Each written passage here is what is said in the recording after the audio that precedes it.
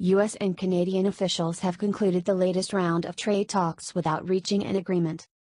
The U.S. is moving ahead with the trade agreement it reached with Mexico, according to the Trump administration. Talks with Canada are expected to resume next week. Today the president notified the Congress of his intent to sign a trade agreement with Mexico and Canada, if it is willing, 90 days from now, U.S. Trade Representative Robert Lighthizer said.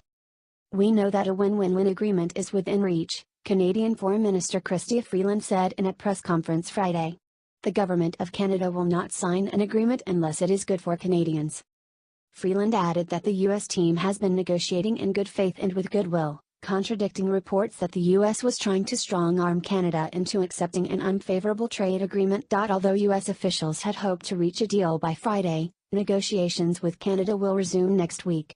President Trump said in an interview Thursday that if a deal couldn't be reached by Friday, he was confident a deal would be made after a period of time. The full text of the agreement does not need to be submitted to Congress for 30 days, which means that Canada could be brought into a deal in September. U.S. and Canadian officials had been sounding very positive about the talks for most of the week. But the talks were roiled Friday when an off-the-record comment made by President Trump to Bloomberg reporters was published by the Toronto Star. Trump said that the U.S. was not making any concessions to Canada, adding that he did not want to say that publicly because it would be insulting to Canada.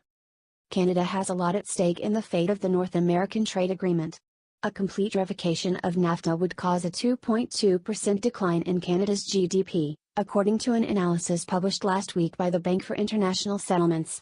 Mexico's GDP would fall by 1.8%, the BIS said.